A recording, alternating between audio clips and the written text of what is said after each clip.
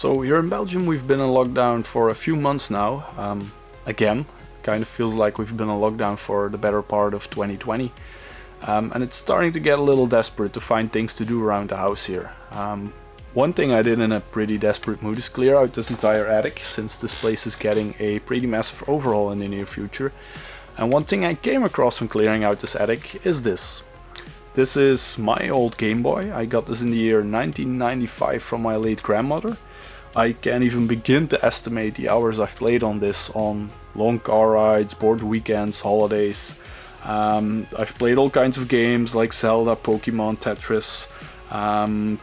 And over all those years it's accumulated quite a bit of gunk, skin, molten chocolate, candy, and all various kinds of dirt, all in the little creases and holes.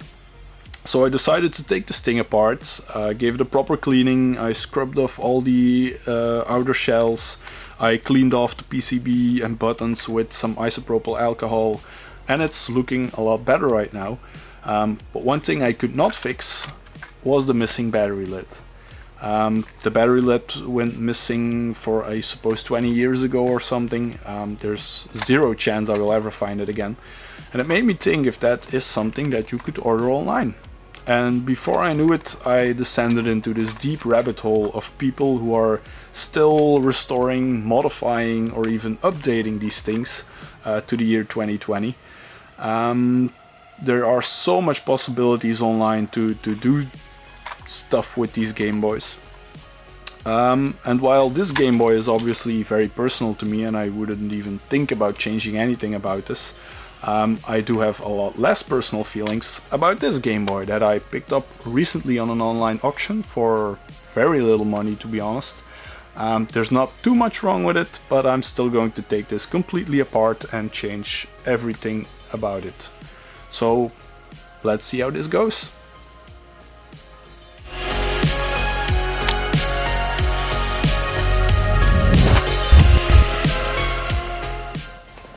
Okay, so this is the Game Boy a bit more up close, and I'm not sure if you can see this in detail, but there's not too much wrong with this. Two small issues is that the screen is a bit scratched up, as you can tell, and this thing has been stored with alkaline batteries inside, which caused them to spill all over the battery compartment. I'll quickly zoom in on this. So as you can tell, there's a lot of battery acid in there, which causes it to work pretty inconsistently. Sometimes it doesn't switch on. This side is pretty okay, so it's mostly here. So that's definitely something that we should probably clean up before going further with this project. But besides those two little things, there's not too much wrong with this, but I still really want to change the look of this thing. And there are a lot of ways to change it completely. Some require painting or modding or well, changing something about this shell, but since some people might call me lazy, I consider it time efficient. I just ordered this in China. So this is a completely new shell to put around this existing Game Boy, which will, well, most definitely make it look very differently. So let's take this thing apart, give it a proper cleanup, and then we'll put around this. So the first thing to do is taking this apart, and to do that you do need a bit of special screw bits, since Nintendo always uses the special tri-wing screws. So you won't be able to take this apart with a default Phillips screwdriver. You will need a bit of special bits, but luckily most of these kits, which has a screwdriver and a lot of little bits inside, they usually do have a tri-wing bit in there, so that's definitely not an issue if you have one of these lying around. So let me quickly grab this, and then the little tri-wing bit, which is this one.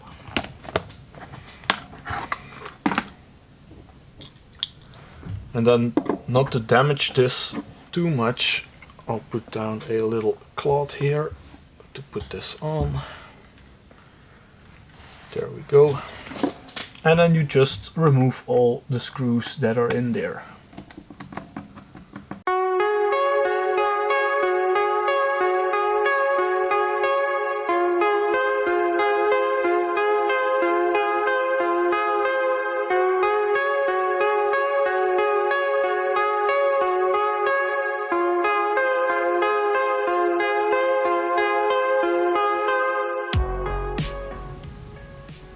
Once you've removed all 6 of the screws in the back, you can just take this little back part of the shell and just lift this off.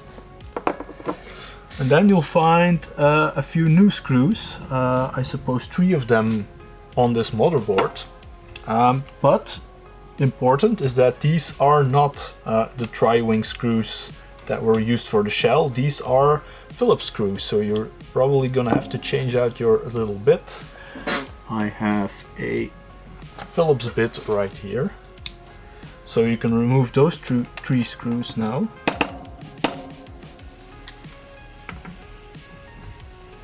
Better use the proper size for this. There we go.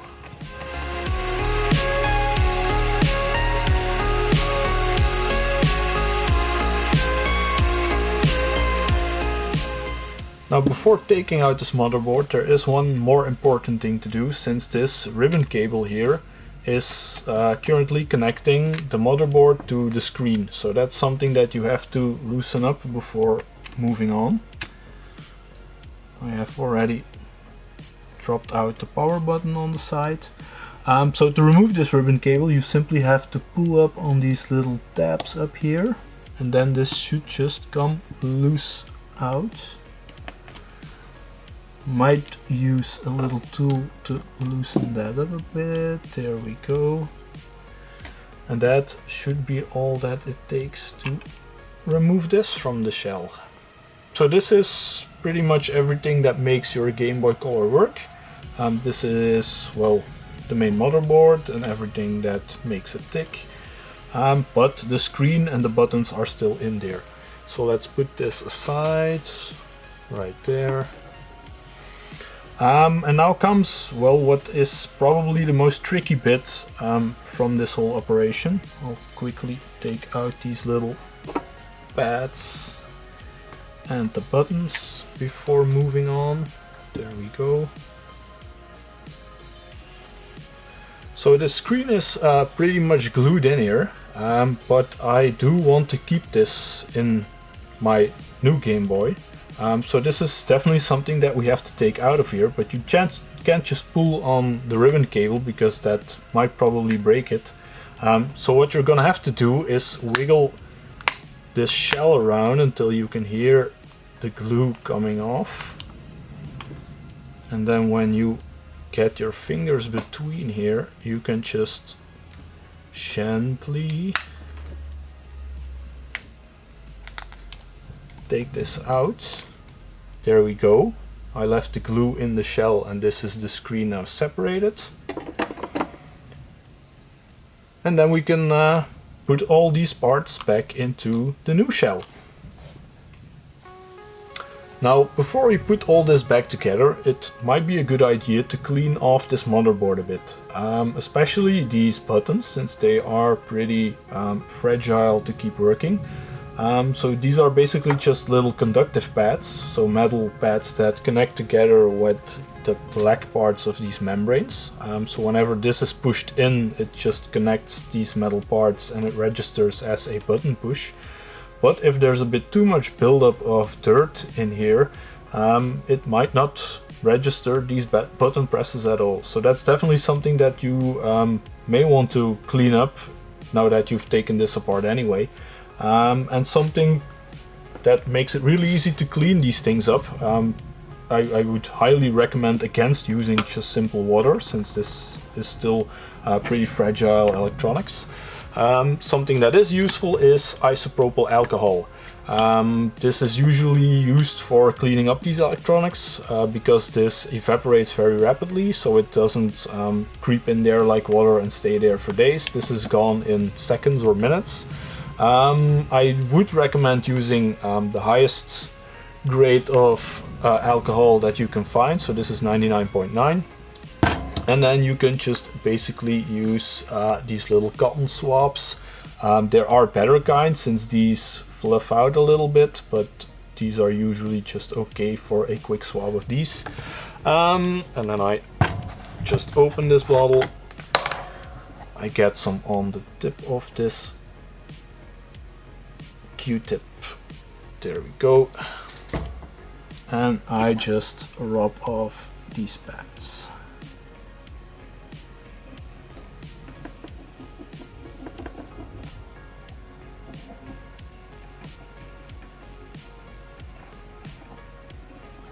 Another thing that is usually pretty dirty is the speaker, but this is pretty okay this time. But let's give it a quick rub anyway. And besides that, I don't see many things that might use a cleanup. You might look after the power button while you're here and drop in some into the rotating volume button. But that's pretty much all you have to do right now. This thing wasn't too dirty, so there's not much dirt on my Q-tip, but your results may vary. Now that we've got that out of the way, we can close this up again. And then it's time to start putting this back together again. So to quickly look into this bag of what I have ordered in China. So this is a new shell. It has all the parts of this existing outer shell, so we don't need this anymore. What's also in there is a new screen lens. So this is what's going to be protecting the screen in here. There's also a sticker to put on the back that replaces that one. There's also all the membranes and buttons, so I also won't be using these existing membranes and buttons anymore, so I can put those aside as well. And what's also in there is, well, all of the necessary screws and the IR ports, but I won't be using these since I've heard that the existing original screws are a lot better than what you can buy aftermarket, so let's put these aside as well. Then I'm going to put the motherboard out of the way and we'll get started on the front of the Game Boy. We'll put that down. And what you're gonna want to start with are the buttons, since those are in the very bottom. Let's turn these over here. Okay, so we start by putting all the buttons in their slots.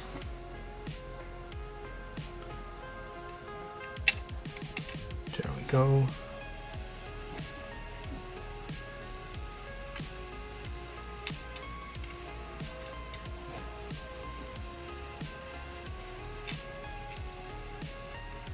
They usually only fit in one way, so you really can't mess this up.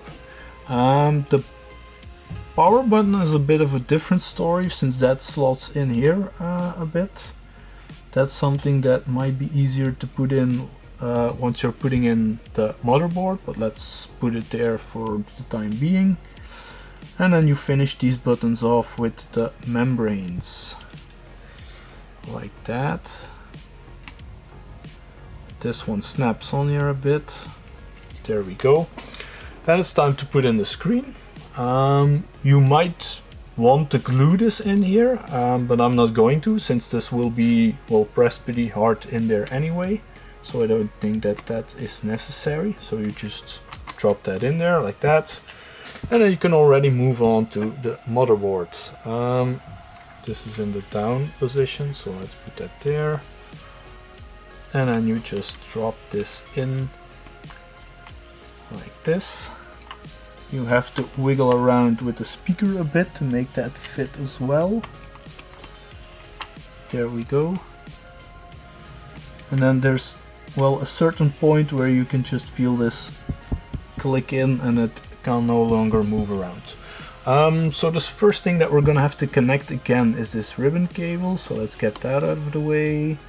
That usually slides in there pretty easily, but don't forget to pull down these tabs again so it's locked in there. There we go.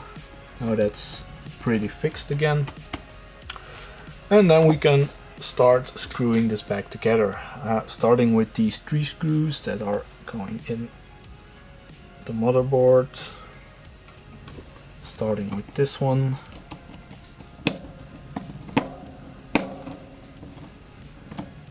Now when you buy one of these new shells, getting these screws in the first time might be a bit tricky. I'm going to use a bigger bit for this, since these holes need to get well, pre-drilled so it fits in there. Even bigger one.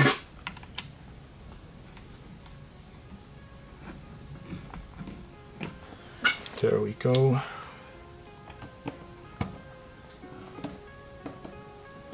And then with a bit of pressure you can get those in there.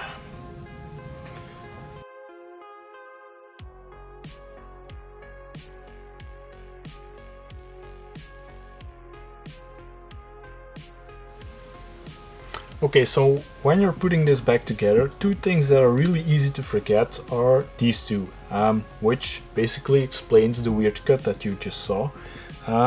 This is the power button. This one drops in at the side here, on top of the button. There we go. And this one is the infrared port. You can't really drop this in the wrong way, it only fits one way, like that.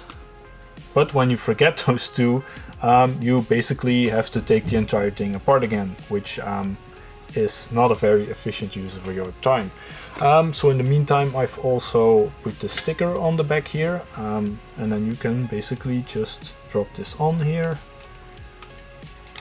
Make sure that battery contacts are lining up. There we go. Then you'll basically have to change your bit again, since we just used the Phillips screws to screw in the motherboard. Now I have the tri-wing bit in here again, and then you can basically just screw this thing together.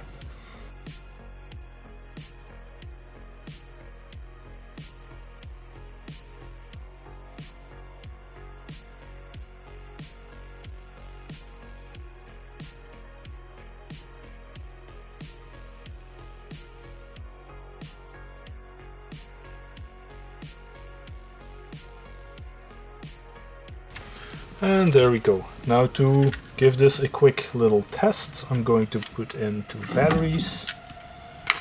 There and there. Let's put on the lid, just because we're at it. I also have a game, this is Pokemon Gold. Let's get that in there and turn it on. And it works.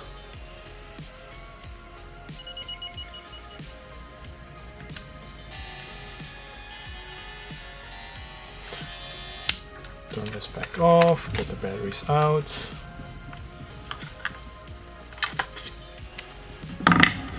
Now the only thing left to do, I'll quickly get that out as well, is give the screen a quick clean. I haven't touched it really, but better be safe than sorry. There we go. Then we can take this, take off the little protective layer, and we'll quickly drop this in there. There we go.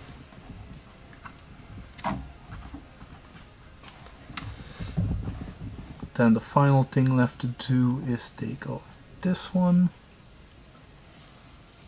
And we're done. This is a fully whiteout Game Boy. Now I hope you don't mind. I'm going to play some Pokemon.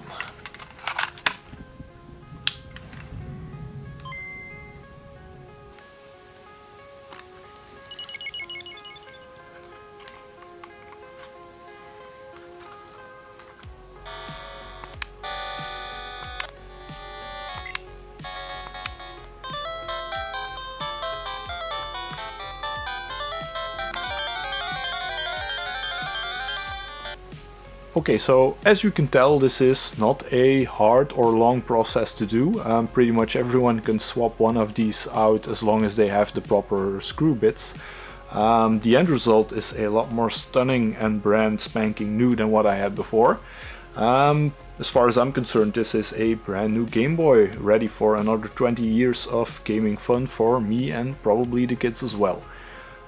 This is not the most ambitious project to do with one of these. There are a lot of ways to go a lot further, and that's probably something for a next video, because I also have a Game Boy Advance laying around that I want to play with. But for this video, this is it, so see you next time.